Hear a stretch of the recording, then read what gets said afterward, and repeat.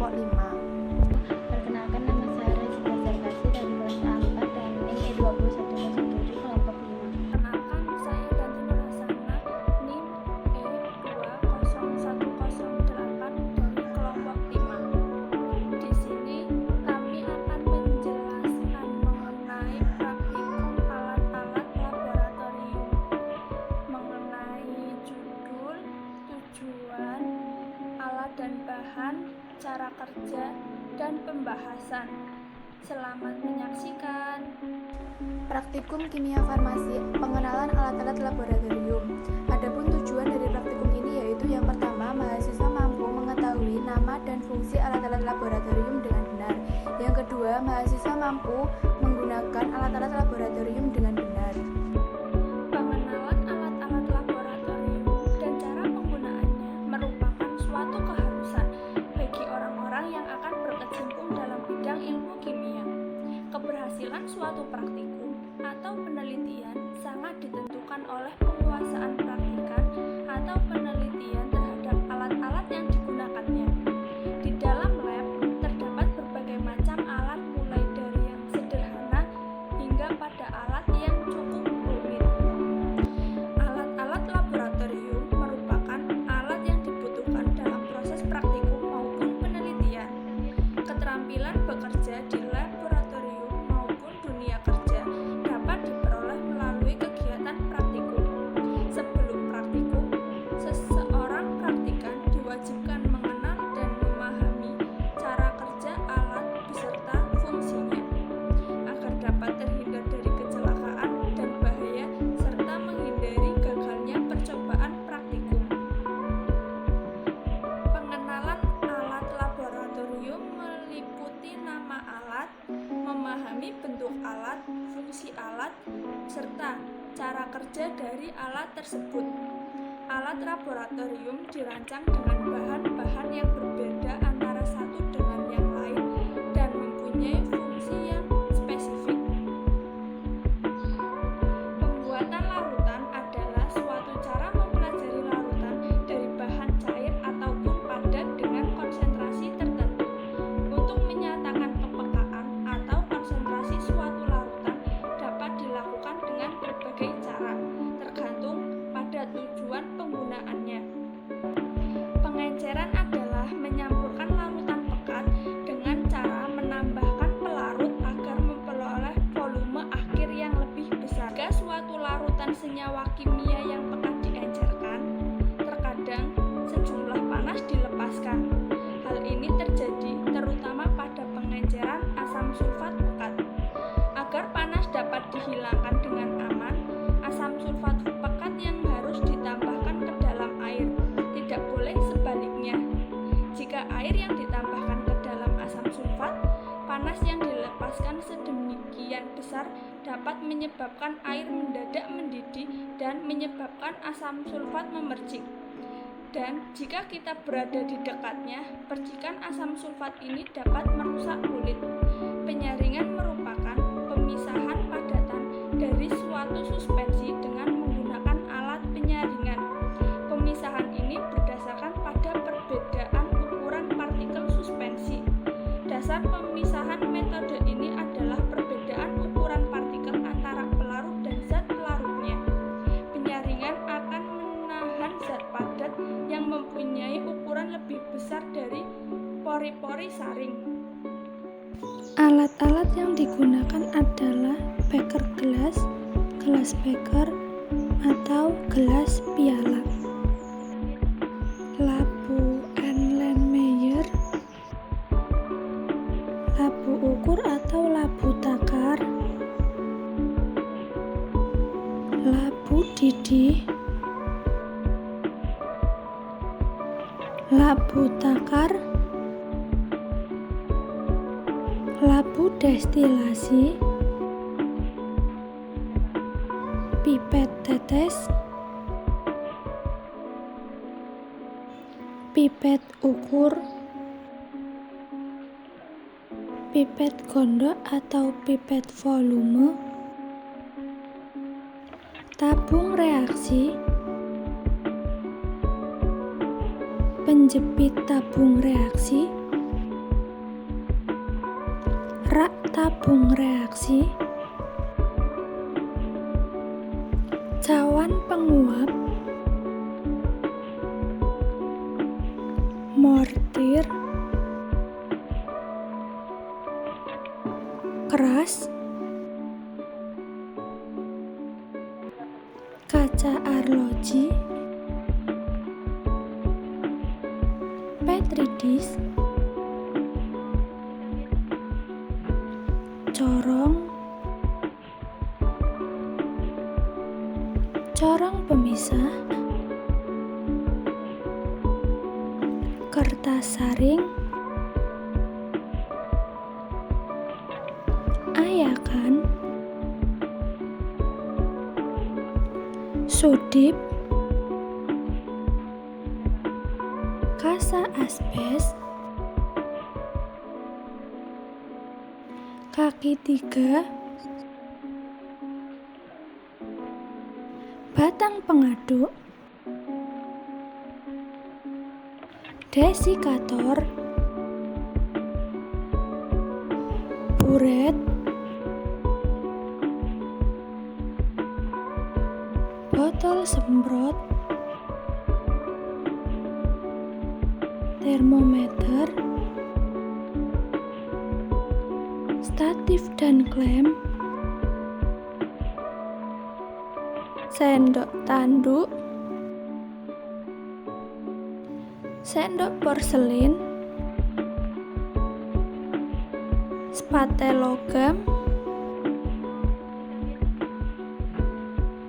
hot plate,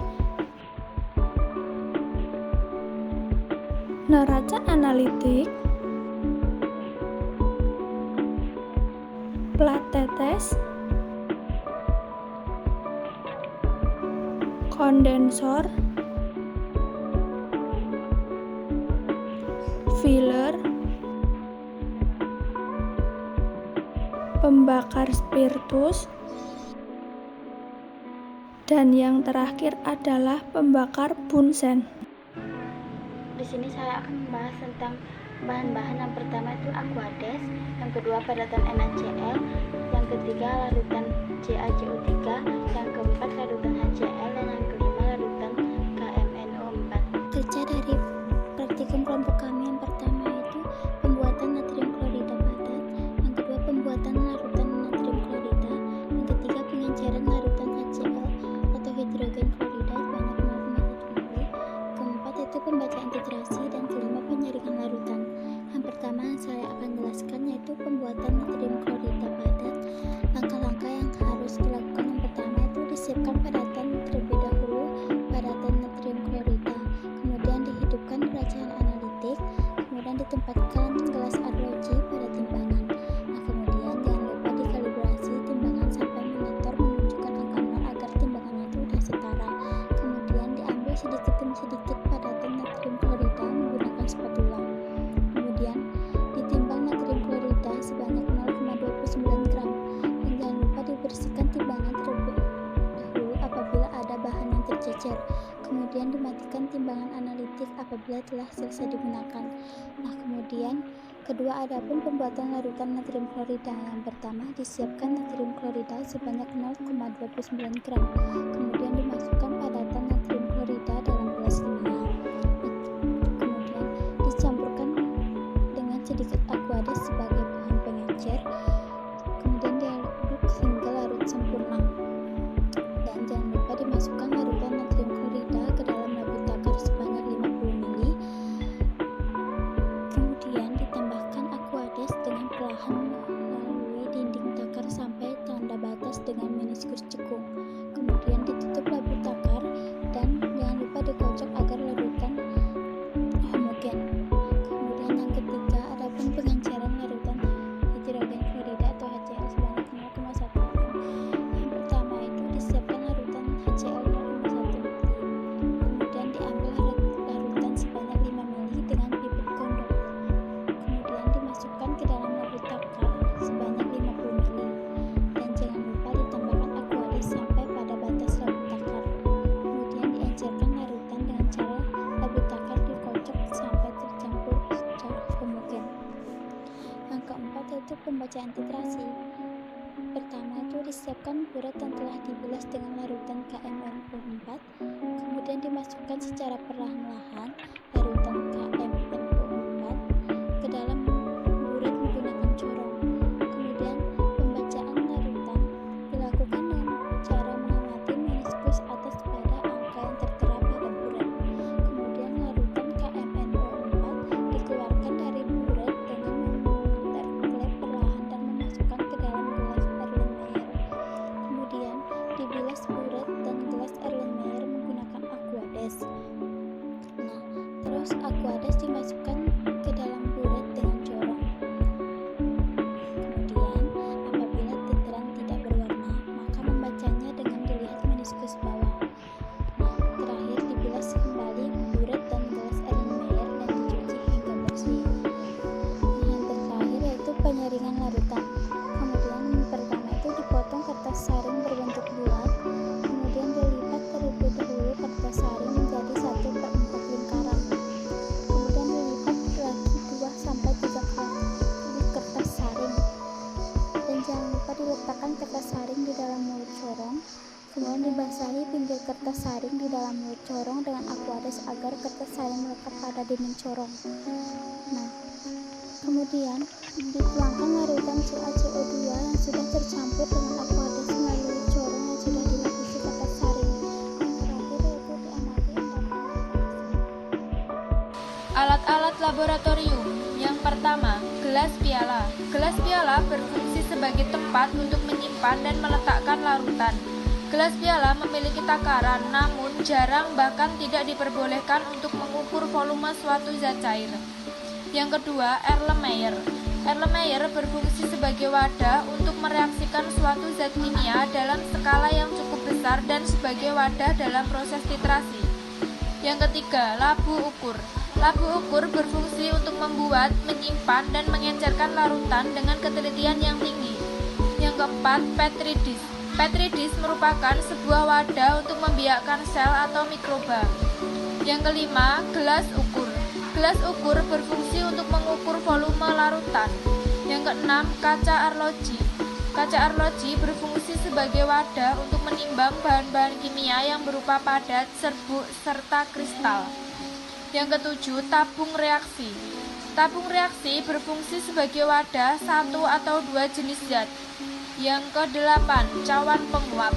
Cawan penguap digunakan sebagai wadah untuk mengeringkan suatu zat.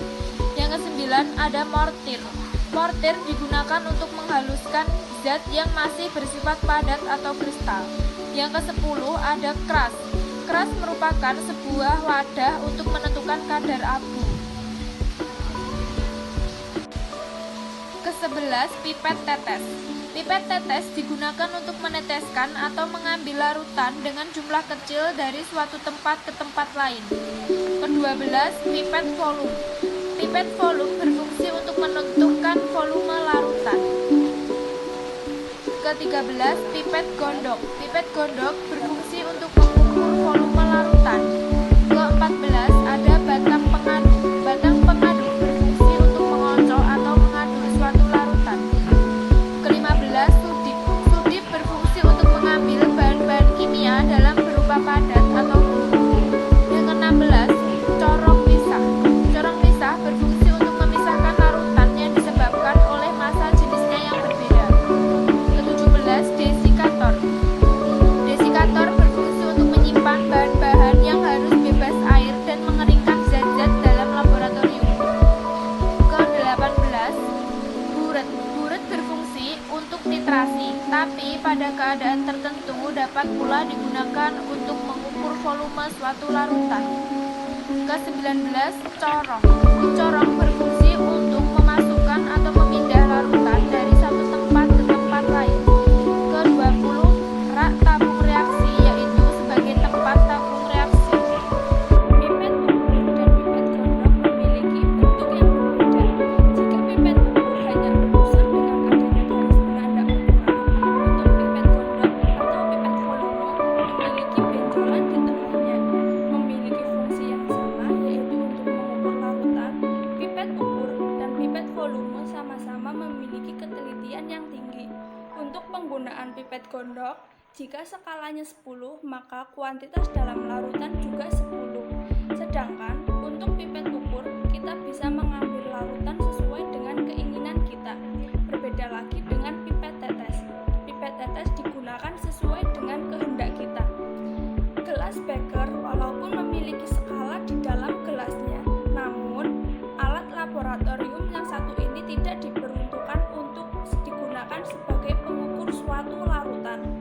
Karena gelas beker yang terbuat dari kaca dan memiliki ukuran 50 ml, 100 ml, 250 ml, 500 ml, 1000 ml, dan 5000 ml ini memiliki fungsi tersendiri, yaitu sebagai wadah untuk memanaskan larutan, melarutkan bahan kimia, dan wadah untuk menyimpan larutan. Perbedaan antara gelas ukur dan pipet gondok, dari namanya saja sudah terlihat jelas bahwa fungsi antara kedua alat laboratorium ini berbeda.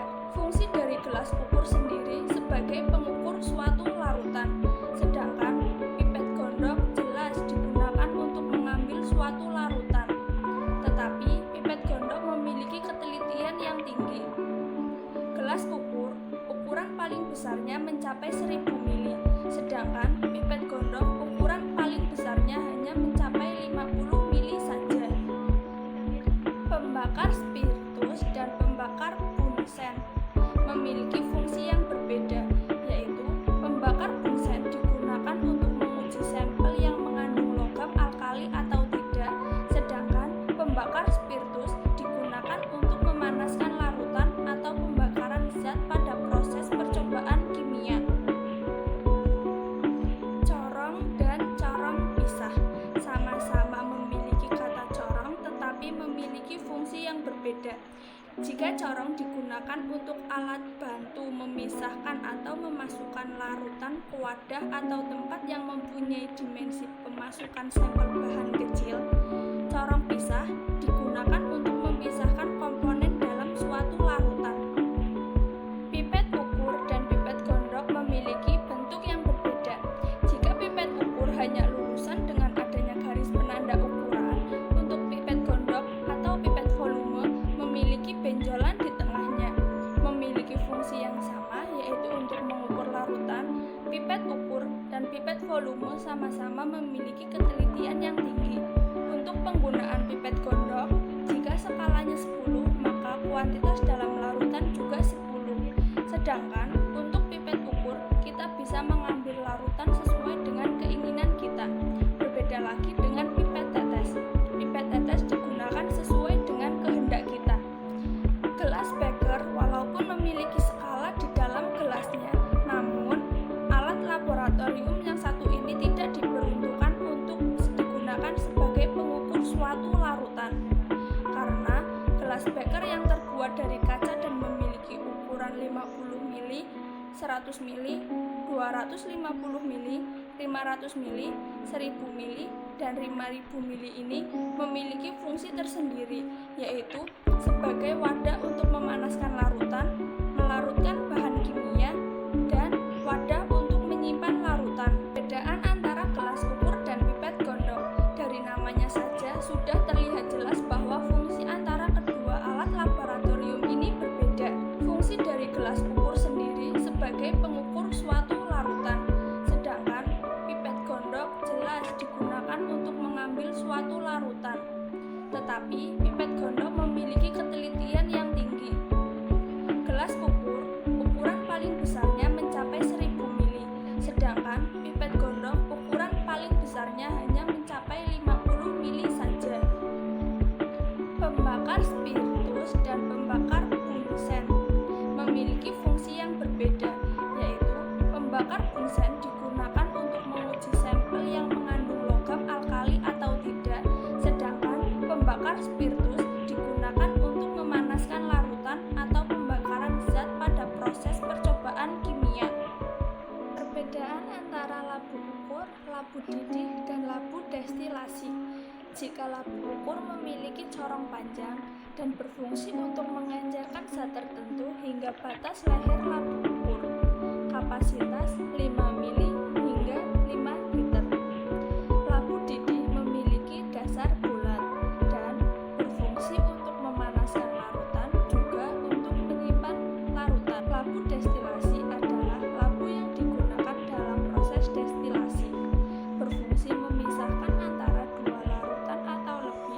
dengan perbandingan titik didihnya. Perbedaan cawan Petri dan cawan porselin.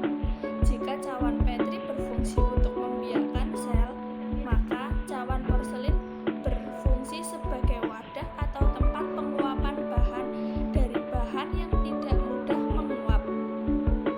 Cara memindahkan larutan dari botol regen menggunakan fillet tidaklah bisa dilakukan dengan sembarangan, karena jika langsung memasukkan pipet pada botol regen dapat menyebabkan larutan terkontaminasi. Cara yang benar adalah pipet harus tegak lurus dan pastikan posisi wadah larutan 45 derajat dan posisi moncong gelas kimia tepat bersinggungan dengan labu takar, karena jika tidak, larutan akan tumpah. Prinsip kerja dan keselamatan fungsi alat laboratorium harus diketahui agar tidak terjadi kesalahan saat praktikum. Keselamatan juga harus diperhatikan agar terjaga kualitasnya. Banyak sekali alat ukur yang diciptakan manusia, baik secara tradisional maupun modern. Salah satunya adalah alat ukur besaran massa seperti neraca atau timbangan. Pengertian neraca itu sendiri adalah suatu alat timbangan yang digunakan untuk menimbang suatu zat, benda, bahan, atau unsur dalam skala tertentu. Sedangkan pengertian secara khusus, neraca adalah alat yang terdiri dari besi, kuningan, logam yang terdapat jarum petunjuk, skala tombol pengatur yang digunakan untuk menimbang, menghitung, dan mengetahui besar suatu berat zat. Jenis dan fungsi neraca. 1. Neraca teknis. Daya muat maksimum 1 kg, kepekaan 10-100 mg. 2. Neraca analitis. Daya muat maksimum 150-250 gram, kepekaan 0,1 mg. 3. Neraca semi mikro. Daya muat maksimum 50 hingga 100 gram, kepekaan 0,01 mg. 4. Neraca mikro. Daya muat maksimum 10-30 gram, kepekaannya 0,00 mg. Fungsi dari neraca itu sendiri adalah untuk menimbang massa sejumlah bahan kimia hingga ukuran miligram. Daya muat suatu neraca adalah beban maksimum yang boleh ditimbang. Bila penimbangan dilakukan melebihi daya muat maksimum, penimbangan akan menghasilkan penyimpangan atau kesalahan karena berubahnya kepekaan dan ketetapan neraca yang disebabkan oleh melengkungnya neraca atau rusaknya pisau-pisau. Kepekaan suatu neraca adalah berat atau perubahan berat yang terkecil yang masih dapat diamati dengan neraca tersebut. Kepekaan neraca tergantung pada letak titik berat, panjang lengan, beban berat, dan ketajaman pisau-pisaunya. Neraca yang umum digunakan di laboratorium kimia adalah neraca teknis dan neraca analitik. Syarat-syarat menimbang adalah sebagai berikut. 1. Neraca harus diletakkan secara mendatar di atas meja yang tidak dapat bergetar, tidak langsung terkena cahaya matahari, tidak dekat dengan sumber panas, dan harus bebas dari bahan yang mudah menguap dan korosif. 2. Bila neraca tidak dalam keadaan terpakai, neraca harus dalam keadaan terkunci. Dalam hal ini, untuk neraca sederhana, pisau-pisau akan terangkat dari landasannya untuk menghindari rusaknya pisau-pisau bila terjadi perubahan secara tiba-tiba seperti penambahan beban, penggeseran neraca, dan lain-lain.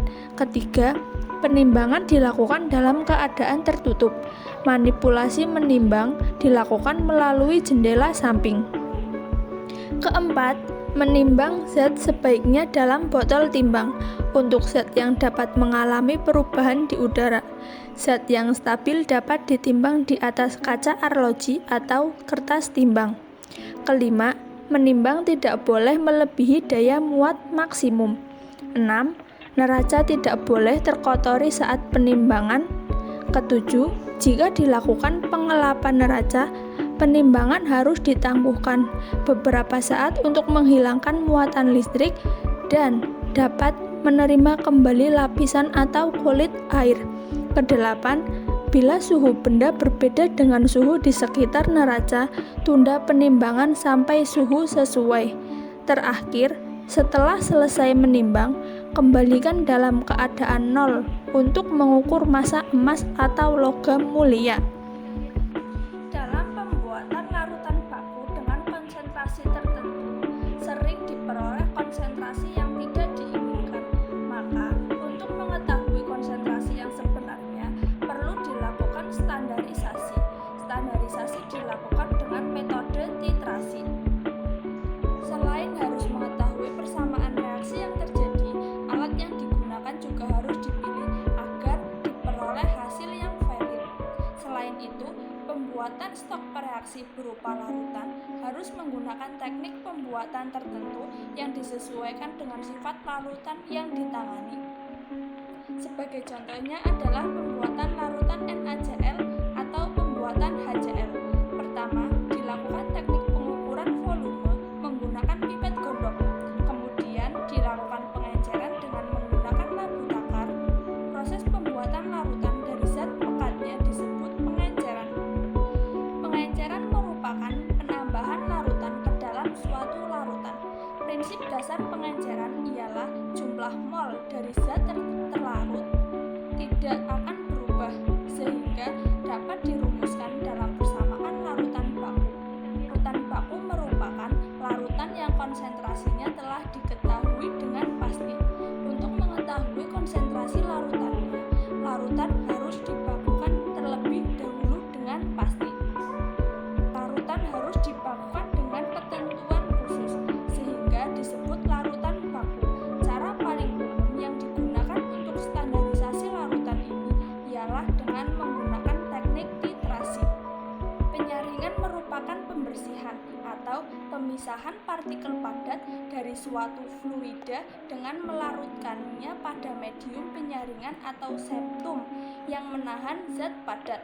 Metode Bunsen dapat mempercepat proses penyaringan. Metode ini menggunakan corong Bunsen, kertas saring, dan vakum. Fungsi vakum adalah mempercepat proses penyaringan dan filtrat hasil metode ini lebih jernih. Kelebihan metode ini dan ketersediaan alat yang ada di lab menjadi pertimbangan untuk digunakan sebagai metode alternatif. Kesimpulan dari pembahasan di atas dapat disimpulkan bahwa alat lab memiliki bermacam-macam jenisnya, memiliki fungsi yang sama atau hampir sama tetapi memiliki nama yang berbeda. Namun, ada juga yang memiliki nama yang sama tetapi memiliki fungsi yang berbeda. Dan dari pembahasan di atas juga dapat diketahui bagaimana cara menimbang yang benar, juga bagaimana cara melarutkan larutan, begitupun dengan pengenceran dan penyaringan. Apabila ada salah kata dari kelompok kami, lebih kurangnya kami mohon maaf. Dari kami, wassalamualaikum warahmatullahi wabarakatuh.